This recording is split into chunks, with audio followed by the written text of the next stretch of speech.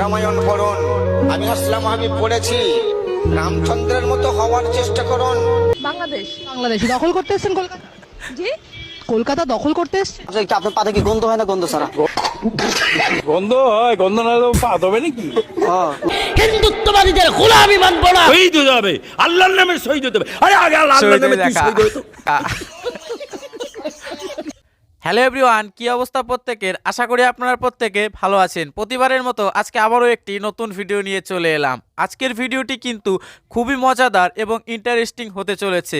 কারণ কি, আজকে বাংলাদেশি পটাশিয়ামগুলোকে পুরো ধুয়ে মুছে সাফ করে দেব। সোজা ভাষায় বলতে গেলে তাদেরকে নিয়েই আজকে এই ভিডিওতে খেলা হবে বলতে পারেন। আসো খেলবো, খেলা হবে, খেলা হবে। জয় শ্রীরাম বললে কি হবে? যদি একটা হিন্দু ভাই বলে জয় শ্রীরাম, আমি তাকে ধন্যবাদ জানাই, তুমি ঠিক বলেছ। রামচন্দ্রের জয় গেয়েছ, জয় গান গাইছ, তুমি খুব ভালো, তুমি একজন ধার্মিক। যে মুখে রামের কথা উচ্চারণ করছি আর তার জয় গান গাইছি, সে রামচন্দ্র কেমন ছিলেন? রামচন্দ্রের জীবনী ভালো করে পড়ুন, রামায়ণ পড়ুন। আমি আসলাম হাবিব পড়েছি, রামচন্দ্রের মতো হওয়ার চেষ্টা করুন।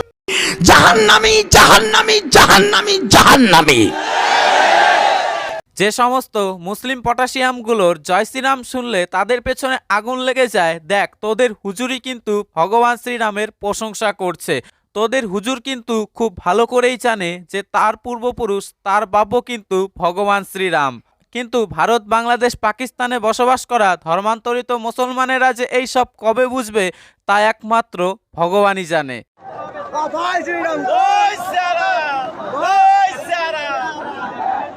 এনারাই হচ্ছেন প্রকৃত মুসলমান, যাদের কিনা জয় শ্রীরাম বলতে কোনো আপত্তি নেই। এনারা এটা বিশ্বাস করেন যে জয় শ্রীরাম বললে তাদের ধর্ম কখনোই ধ্বংস হয়ে যাবে না, তাদের ধর্ম কখনোই কমে যাবে না।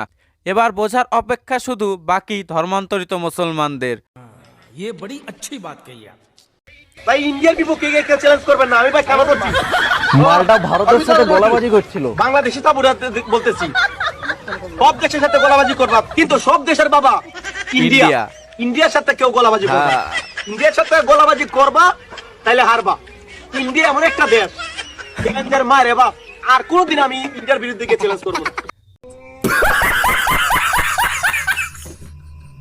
যে সমস্ত বাংলাদেশি পটাশিয়াম মালগুলো বর্তমানে খুব লাফালাফি করছে, ভারত দখল করার কথা বলছে, তাদেরকে বলবো এই ভিডিওটা আপনারা একটু মনোযোগ দিয়ে শুনুন, মনোযোগ দিয়ে দেখুন। দেখুন আপনাদের দুলাভাই, আপনাদের বোনের জামাইয়ের কি অবস্থা করে ছেড়েছে ভারত। সব দেশের বাবা ইন্ডিয়া। ইন্ডিয়ার সাথে কেউ গোলাবাজি করবা না, ইন্ডিয়ার সাথে গোলাবাজি করবা তাইলে হারবা। এই বেটা ভারতের ক্রিকেট টিমের সাথে পাঙ্গা নিতে এসেছিল, বলেছিল ভারতের ক্রিকেট টিম যদি জিতে যায় তাহলে সে মাথা টাকলা করে দুধ দিয়ে স্নান করবে, আর সে কিন্তু সেটাই করছে। জাদু যদি বুঝিতাম তাইলে কি আর ডিস চ্যানেলে ছবি দেখিতাম। আছে না নাই? স্বামী চিন্তা করলো, বউ যদি বলে আমারও তো বলার দরকার আছে। এইবার ডেকে বলে, সাথী তুমি রাগ করো না, খোলো তোমার রাখি, তোমার জন্য আনবো কিনে নতুন জামা পাখি। স্টার জলসা দেখা যখন হইছে ইমান হারা, জানি তোমার ঘুম হবে না পাখি জামা সারা। কি লাভ হবে গো বলো তোমায় দোষী করে, পাখি জামা না পাওয়াতে 7 জন গেল মরে, 17 জন দিল স্বামী তালাক, হলো অন্যের বধূ। হাইরে আমার পাখি জামা না জানি কি মধু, যেই জামাটা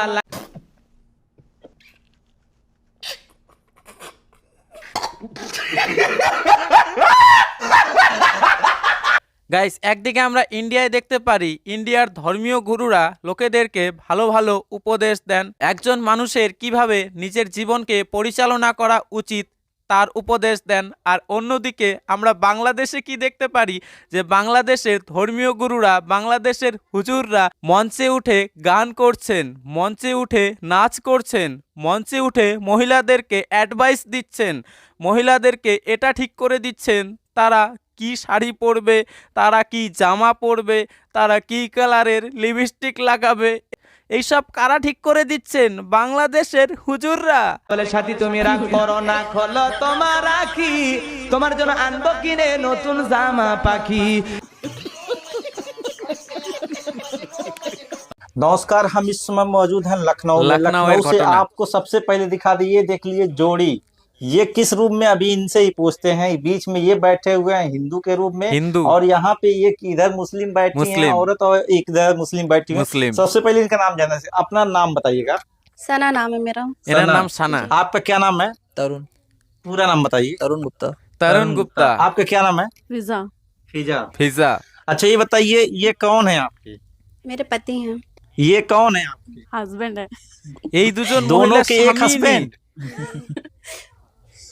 हाँ दोनों वाइफ है मेरी। दोनों आपकी वाइफ? ভাই আমি বিশ্বাস করি না, আমি বিশ্বাস করি না।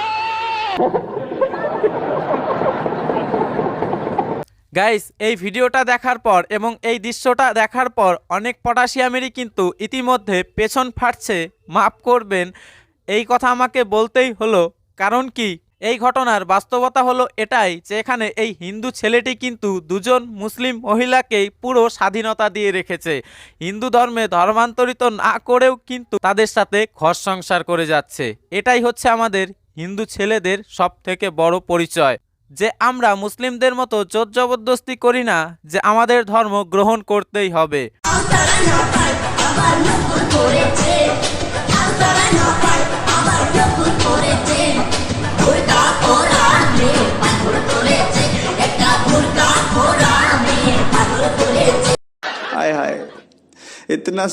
আমরা বাংলাদেশের নামটা পরিবর্তন করতে চাই।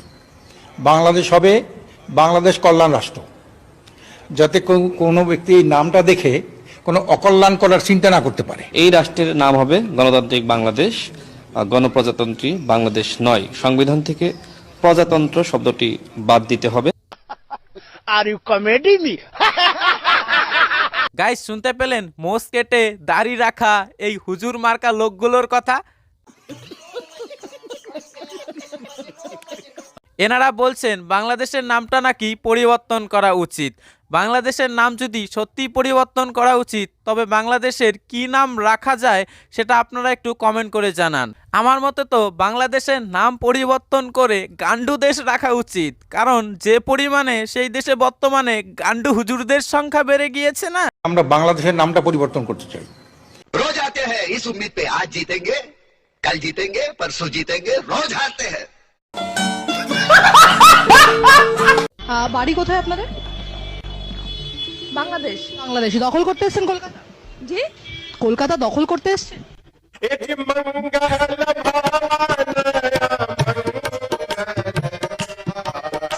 क्या बात है सर, क्या बात है सर, क्या बात, ये बात है। अरे सर क्या बात। গাইস, সাংবাদিক হোক তো ঠিক এই রকমের, যে কিনা চোখে চোখ রেখে প্রশ্ন করতে পারবে। No connection, only action. দখল করতে এসেছেন কলকাতা? জি, কলকাতা দখল করতে এসেছেন। গাইস দেখুন একবার, খুব বিনোদন পাবেন। কলকাতা দখলে ঢাকা থেকে 3 লাখ রিক্সা রওনা দিয়ে দিয়েছে। দেখুন একবার।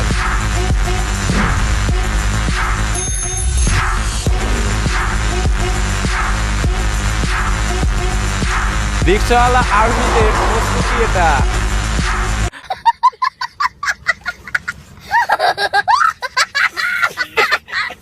গাইস, ঢাকা থেকে কলকাতা দখলের জন্য চাহে 3 লাখ রিক্সা আর্মি আসুক অথবা 10 লাখ, তবুও কিন্তু এই সমস্ত রিক্সা আর্মিগুলো কিন্তু ভারতের কলকাতা তো দূরের কথা, একটা গাছতলা অবধি কিন্তু দখল করতে পারবে না। ভারত বাংলাদেশে যেভাবে পেঁয়াজ আলু বস্তায় ভরে পাঠায় না, এদেরকেও ঠিক ওইভাবেই কিন্তু ভারত বস্তায় ভরে সোজা কবরে পাঠিয়ে দেবে। তারপরই জান্নাত আর 72 হুর তো এদের জন্য রয়েছেই।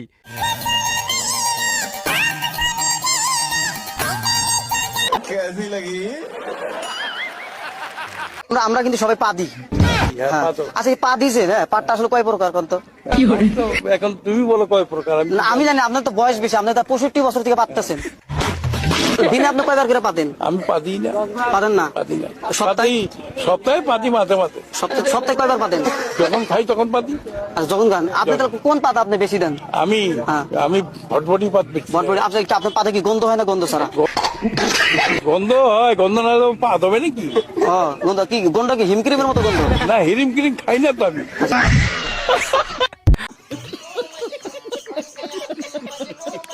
ইউনূসকে এই ধরনের ইন্টারভিউগুলো দিলেই কিন্তু ভালো মানায়। কারণ কি, যার আজকে পাত নিয়ে গবেষণা করার কথা ছিল সে কিন্তু ভুলবশত বাংলাদেশের প্রধান উপদেষ্টা হয়ে গিয়েছে।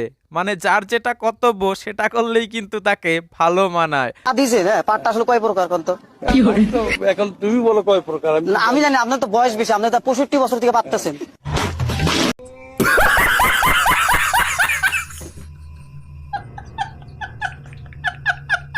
তো যাই হোক, আজকের এই ভিডিওটি এখানেই শেষ করছি। পুরো ভিডিও সম্পর্কে আপনাদের মতামত জানাবেন এবং পারলে আজকের এই ভিডিওটি অবশ্যই শেয়ার করে দেবেন। আর হ্যাঁ, চ্যানেলটিকে কিন্তু অবশ্যই সাবস্ক্রাইব করতে ভুলবেন না, কারণ আগামীতে আরও বাংলাদেশিদের নিয়ে খেলা হবে।